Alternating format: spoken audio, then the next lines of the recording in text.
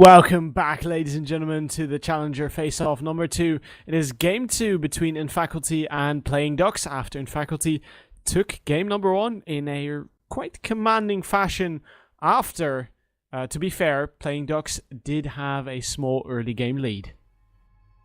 Yeah, I mean, what really happened there, in my opinion, was Playing Ducks didn't really use the Jace pick properly. They didn't utilize his poke before they went in for fights, and as a result of that, Jace didn't really accomplish too much. Avenue couldn't really be his most effective as possible, so I'm interested to see what they go for this time.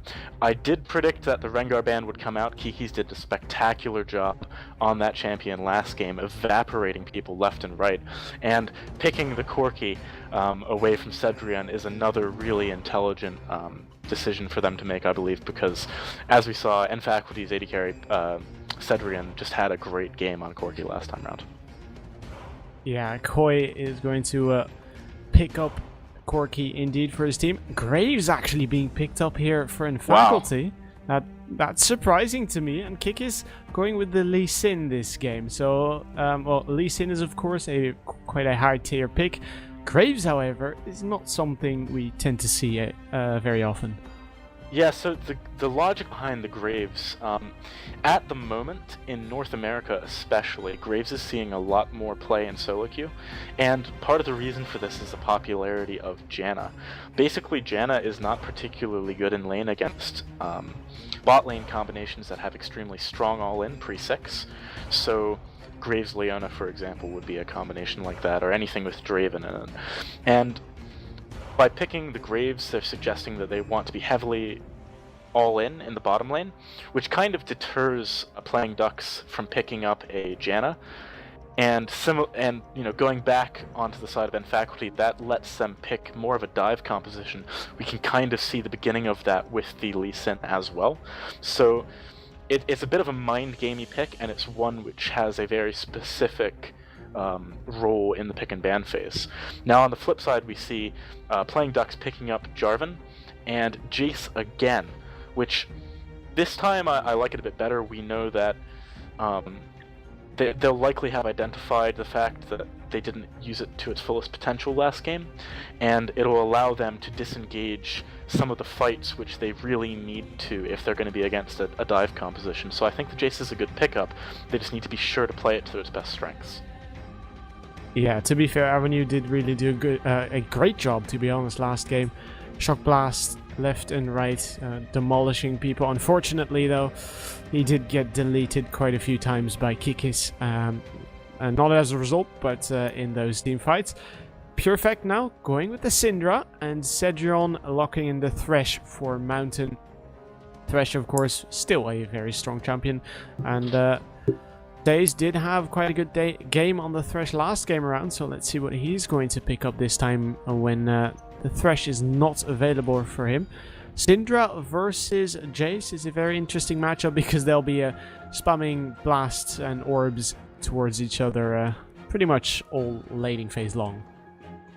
Yeah, this lane matchup is interesting. Syndra is decent pre-6, but Jace will definitely have the advantage. Past 6, however, we're going to see Syndra starting to take a little bit of an edge in that matchup, I would imagine, as she accesses her ultimate ability, which is obviously something that Jace will not have a similar power spike with. So Mundo and Sona being two of the last pickups for Playing Ducks, those are very interesting choices.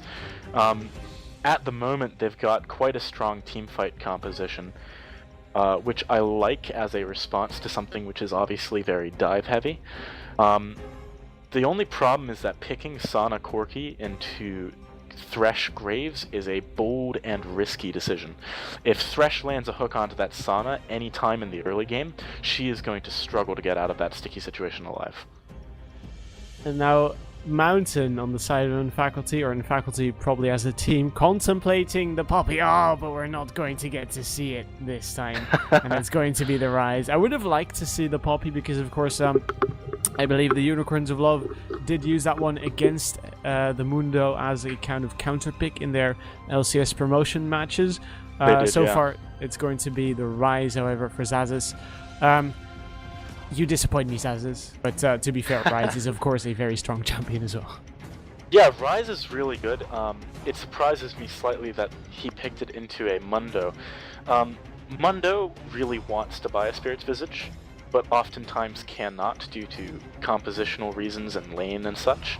But if you're going up against a Rise, then you're going to buy that Spirit's Visage, and it's going to be really effective when they've got a Syndra in the mid lane as well.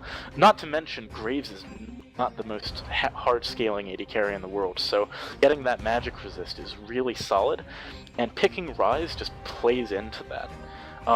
Certainly in the early laning phase, Xaxis is going to have a significant advantage because he can just harass so effectively, but as the game goes on, I think the Mundo is going to have a little bit of too easy a time given the composition that we see coming out of and faculty. So an interesting pickup. Obviously Rise has also been nerfed recently. He's falling a little bit out of popularity, so I'd like to believe that this is purely a compositional decision, and it's because they want to pick people off, which is what their composition is strong in doing. And we'll see if they'll be able to do just that. After the break here, ladies and gentlemen, we'll be right back. Stick around for the second game between Faculty and the Playing Ducks.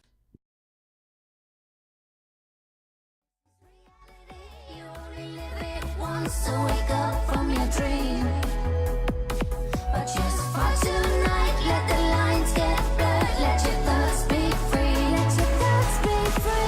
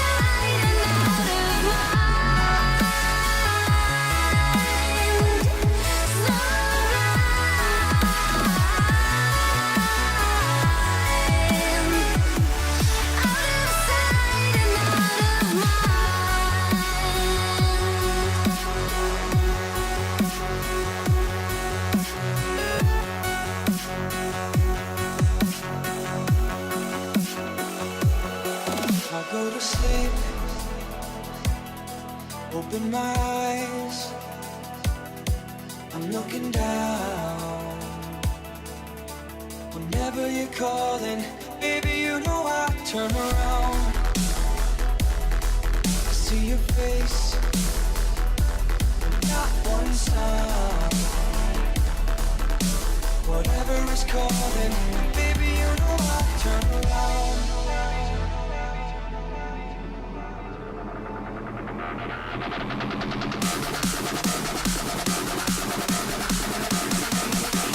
Baby, you know I turn around.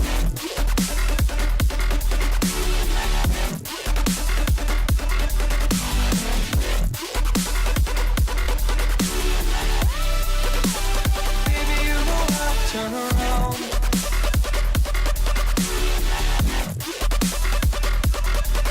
Sound like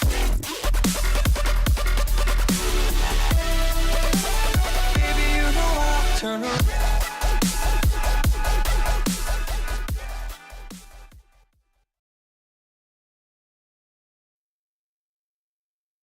Welcome back, ladies and gentlemen, to the Hitbox Challenger Face-Off Playing Ducks versus Faculty game number 2, 1-0 for Faculty, and they are going to try and make it 2-0 in this game. I'm Nature, joined by Osigalus. Had some trouble pronouncing that one. Everyone And does. might very well find Oh, Mountain. an evade here. Mountain's not going to get caught, however. That cleaver hit, he might have had to burn a flash there. That was very, very close. Too close for comfort, I would argue. But, oh man, Avenue might catch up. Kiki's here. Oh, Kicker's in a kind of trouble here. He's going to eat a cleaver and some more poke from the very, very poke-heavy Sona here, of course. Says is going to have fun in that bottom lane if he doesn't take too much damage. And so far, however, no one's going to go down. Wow, it looks like Ducks really wants to commit to this invade. There is a ward there, though, and they are aware of that. So, okay, this makes more sense. They're just getting the ward down onto the blue buff of End Faculty so they know where Lee Sin starts. That's definitely a wise decision to make. It informs their knowledge of where Kiki's is going to gank early on, so really important that they get that done. And actually, it looks like we might be seeing a lane swap here coming out of End Faculty. And it's actually being mirrored by a lane swap from Playing Ducks. They predicted it. Oh, nice prediction right there from Playing Ducks. Getting their lane up against the in-faculty lane, and of course, having the extra damage. However, this is something we talked about in the break. This is a really, really risky lane for both of the teams because Sona is so squishy. But on the other side, the Playing Ducks bottom lane, or top lane in this case, does put out a lot of damage. Yeah, I mean, it's important to note that both of the supports took Ignite this game. Yeah. They are anticipating a very back-and-forth, action-packed lane. And I have to say, that's the best kind of lane to watch, so I'm looking forward to it. Yeah, they're already getting started here. Sazed throwing down those Hymns of Valor. And of course, the Phosphorus Bombs are not in any type of scarcity here either. Mountain actually getting a flay there on towards Sazed. Sazed is already in trouble when it comes to health, and Mountain putting down the pressure. Brokey now trying to trade with him a bit. There's the Ignite on Mountain. Mountain, first blood goes down for Playing Ducks, and they once again have themselves an early lead. Wow, that was crazy. Oh my god, Pure Effect does so much damage too, but let's talk a little bit more about that top lane exchange. Mounting, I don't know if he didn't realize that Sana would do that much damage, but her poke is ridiculous in early game. That's one of the reasons why you pick her. Certainly the all-in potential from End Faculty is a little bit stronger, but they weren't in a position where they could all-in yet. Oh man, Kiki's actually getting caught out in here in the jungle. Yeah, Zion is going to try and, well, force him back to his own jungle. Doesn't want him in the blue scout jungle whatsoever, and he'll be able to farm in relative peace. As we do now see Mountain getting back to lane. No additional items except for those consumables, so he's not going to have any type of edge, well, except for the vision control and, of course, the extra mana and health he's going to get from his consumables. Broken says now, being slightly more careful, they don't have the Ignite either, which Mountain does have now. Yeah, they need to be careful not to engage on anything this early on after the Ignite was used, but we do actually see Zion Yuzi coming top lane here. Also, Koi falling very low at the bot. Good flay coming out of Mountain. May not be enough to save him, however, he is going to go down indeed. Now, Cedrion under his turret taking quite a bit of damage as well. Zion Uzi barely surviving there. Good hook out of Mountain, but unfortunately for him, it was not enough to save him. Yeah, Cedrion, you know, slight consolation prize. He is getting a lot of experience at the moment by being the only person in the lane for so long. But the problem is that he's the only person in the lane because Mountain's died twice before 4.5 minutes. So, yeah, it's not an advantage that I personally would want to take necessarily. And Brookie, you know, we've seen last game how strong Corki was when Cedrion was playing it, and we're going to have to see if he can imitate the success of Cedrion last game in this new game here. And Sazed is doing a really, really good job of just putting down so much poke every time he can. Oh man, that teleport didn't quite get cancelled. Yeah, unfortunately. Kiki's trying to get a gank here. Ooh, Kikis in that top lane indeed. Didn't quite get a hold of Sazed or Sazed. And he'll be able to back off towards base. Kikis now wasting a bit of time, but he's going to get himself some knowledge probably about where his opponents are. Avenue now being forced back under his turret. He's probably not going to get ganked here either, because ganking a Jace is, I think, a very dangerous thing to do. Especially a Jace with barrier. I don't think that's going to go anywhere. Pure Effect doesn't have very much mana on top of that, so it's unlikely to result in anything. But we do see both of them maybe running down towards bot lane, where Koi is quite pushed up. He is aware of it though. There was a ward in the bottom side of mid lane, and he's not going to fall prey to that gank coming out of Kiki. So good job by him to get away safely there. But actually mid lane, we're going to see Pure Effect getting ganked. Oh, Pure Effect getting ganked indeed. He will be forced to flash out of that one instantly. Going to reach a safe distance from his opponents, but Flash is down. Yeah, that was a really nice attempt at a scatter the weak back into the tower, but Kiki's going to catch Uzi out here in the jungle. Yep, this could be bad for Uzi. Uzi taking quite a lot of damage, using the flag and drag to get over the wall. He's going to be safe, but that may allow Kikis to start doing some counter jungling here. Ward comes in. I'm not too sure whether he saw that one going down, but he is going to try and probably harass Zion Uzi a bit more. He has seen him now. Flag and drag has been used, lands the Q. It's not going to use the resonating strike, and he moves back out. Man, this top lane is it's going to be really difficult for N faculty here. Mountain is so low on experience at the moment. He did just hit level 4, but a second ago he was level 3 to the level 5 of both the bot laners for playing Ducks. Actually though, now the supports in the ADs are both giving a little 1v1s to each other, and Saze does so much damage right now that he's not doing so bad against Cedrion. Oh, Hook on towards Saze. That could be bad for him. Heal comes out. Some damage on towards Cedrion, as does the shield. Some weird particle effects on my screen, but Saze right now is going to try and get out of this one, as he is very, very low. In faculty might have gotten the better of that trade, but it was quite even, I'd say. I think they definitely got a slight edge in that trade because they've given space for Mountain to catch up in experience without having to sit so far back from the wave. However, if another gank were to come out here from playing Ducks, which we do see Avenue going top lane right now, that could be a very bad situation for N faculty to get baited into. Thankfully, they have a ward in the Tribush. Avenue, though, putting down some good damage. Oh, that's a very good smoke screen out of Cedrion to deny him the vision to jump on towards them. Expertly placed, and Avenue is not going to get anything out of that one whatsoever. I want to quickly touch on the bot lane matchup. Koi is doing a really good job, all things considered. You got to remember, Ryze obviously has a bit of a range lead over Mundo, but just using the cleavers to farm is keeping him just about even. And because of that, Xaxis might find himself starting to fall off a little bit in the bot lane once Koi picks up some items. So it's going to be interesting to see how that progresses. He does do a lot of damage, but the minions actually, because that's such a big wave, doing a decent chunk back.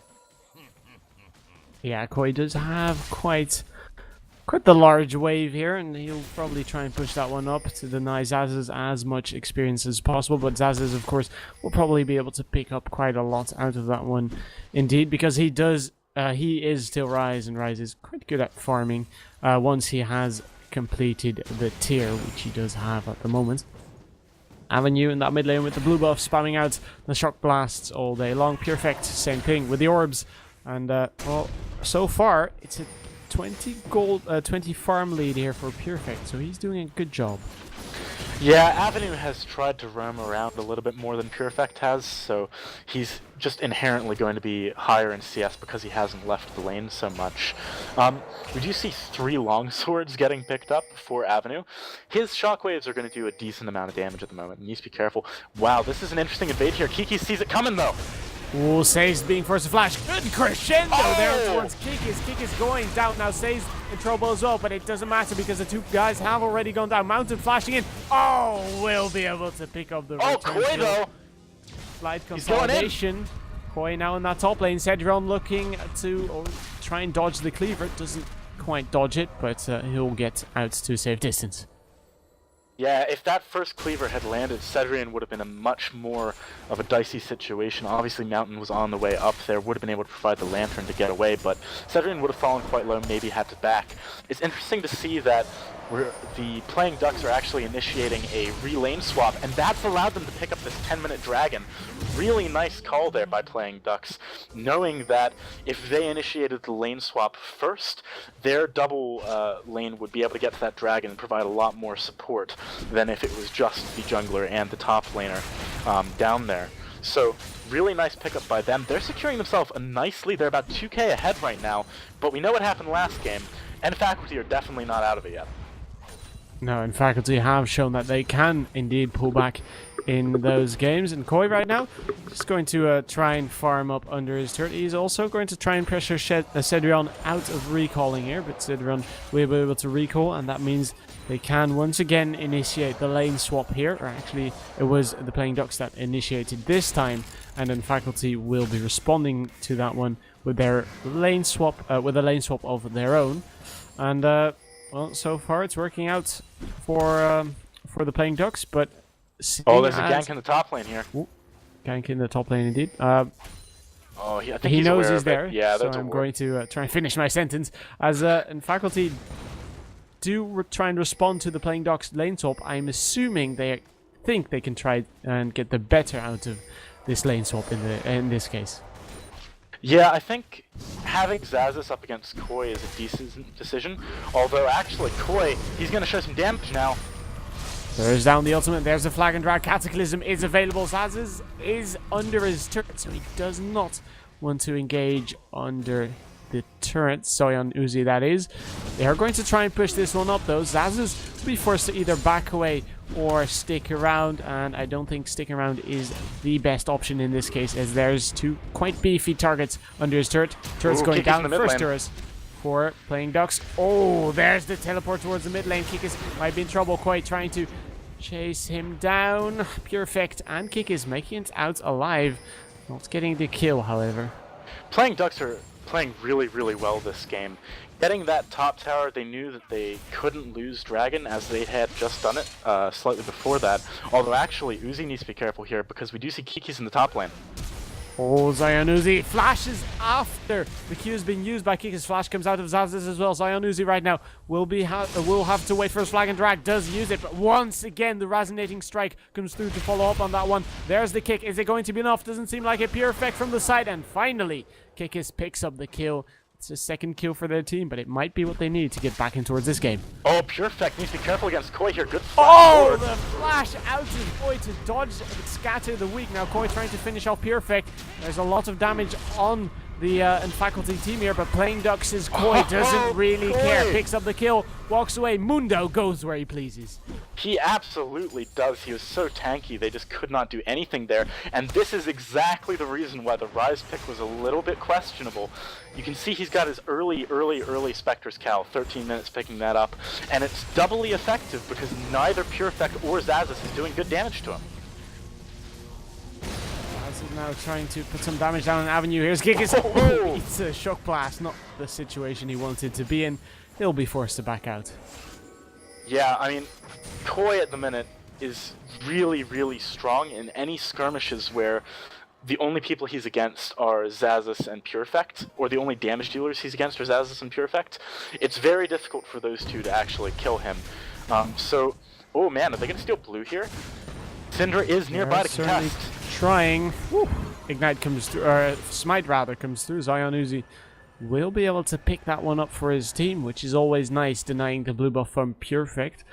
Not quite as much spamming as a result of that one in that mid lane. Avenue right now, trying to push up that mid lane. And oh, Zion Uzi here, waiting for a Pure Effect. He's going to use that flag and drag, but he did not see Kikis coming in there. There's the flag and drag, or the scatter the weak, and the Avenue with the snipe. Oh my god. That was absolutely beautiful. He knew that the Cataclysm could keep him there. Oh man, Avenue though needs to be careful now. Picks up the turrets, jumps on towards Kikis, may be able to pick up the kill. He will be able to pick up the kill. Xaxus now doesn't have enough damage output. Here comes Zion Uzi. Xaxus will not be able to pick up the kill. Double kill for Avenue. Are you kidding?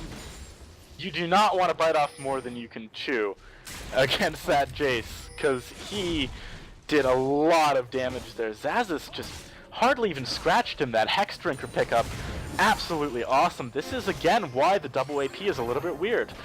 is making the item choices for playing Ducks very easy. They've only really got one option that they can go, and it's a great option. And, you know, there's just no damage getting through the magic of this bot lane, though. Flash and Flame, but here's the crescendo towards Mountain. Mountain taking way too much damage. Oh! Lantern used in towards the Phosphorus Bomb. Heal being used on top of the Ignite, so that is not what they want. Zaz is from the top lane. Brokey, however, has already picked up Mountain as the second kill. Now Zaz is in all kinds of trouble. Tries to pick up Sazed. Will be able to do so, but he pays with this. Pays for it with his life. Well, I'm trying to learn English here. As finally they pick up the kill, 3-0. God, playing Ducks are playing so well right now. I mean, that was a very, very nice turnaround. Flashing away from the box. I don't think the box actually did any damage before it expired because they just flashed over the wall segments of it. Crescendo immediately backwards, putting the pressure right back onto N Faculty. And N Faculty are playing far too cocky this game. They keep thinking that they can fight when they can't.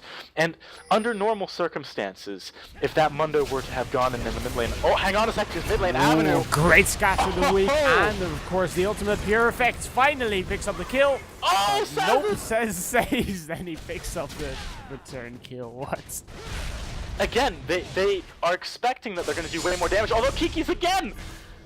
Kiki is getting caught out of position. Cataclysm will be enough to finish him off. Now Cedron and Broken in 1 versus 1. Here is the smoke screen. Koi coming in from the side. Cedron will be able to dodge out the cleaver. Now Brokey using the sight or his trinket, and Koi picks up the kill on towards Cedron. This is going to allow them to pick up the dragon here, as we do now see Koi recalling, and it's an uncontested dragon. Yeah, the second dragon of the game, the Scrying Orb pickup by Corki, did a lot of work there, actually. Oftentimes you see AD carries picking it up very early for situations just like that, where they're skirmishing in the jungle, or if they need to be aware of ganks coming but don't want to put themselves at risk by going to place down a ward. It's a really nice pickup, but just to touch on what I was saying earlier, because there's too much action to get a word in here, you know, everyone on N Faculty's side expects to do more damage than they actually do, because the magic resist is getting picked up so abnormally early on the side of playing Ducks. Normally you would not expect to see a Hex Drinker on Uzi or Avenue this early on in the game, but because they're going against double AP and their bot lane is already ahead of the enemy bot lane and they can just win 2v2, they just need to itemize magic resist, and every time they get into a skirmish they're going to win it, or at the very least trade up. So again, the composition coming out of N Faculty this time around, not quite as strong as the last game, and I think that's really what's put them so far behind so far. Kikis needs to be careful not to get cut out again here by Avenue. Oh, Avenue jumping on towards him. There's the Lantern. Kikis takes a ride to safety with a purple stream following, a pink stream of one of those hymns of Sazed. They'll be able to make it out, in style at least. And now playing Ducks, pushing up this mid lane. We actually just saw Pure Effect go back, is just afraid to actually deal with this, and Avenue, if he gets some good poke down, could really make the siege very potent. Koi also has great poke with the cleavers, but here we go! Avenue getting caught. It is a 5 versus 5 in this case. Pure Effect just now joining the fight. Hook on towards Koi. That might not be the target they want. Flashes out instantly. Cataclysm comes down, and down goes Cedrion as a direct result. 2-0 so far. Very bold engage by Kikis, and it did not pay off. Man, the crescendo there was absolutely awesome. Saz's getting melted. He actually gonna fall the shield. Oh, he's gonna live. Pure Effect did not expect that to happen. The shield from Sana's W, doing a good job of saving him there.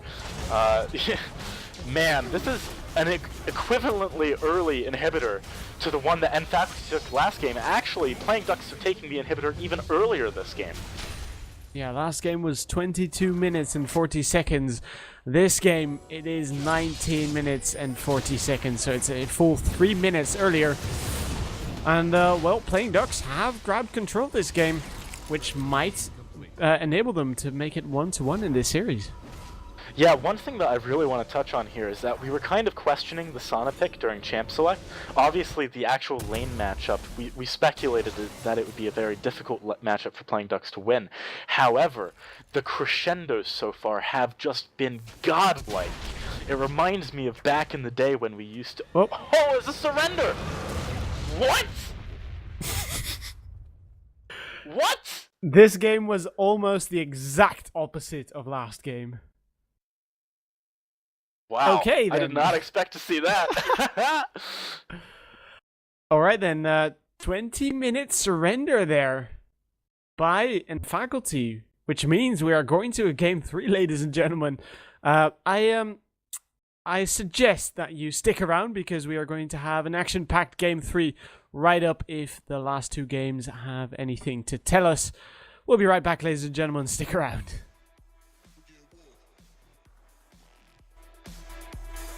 Yeah.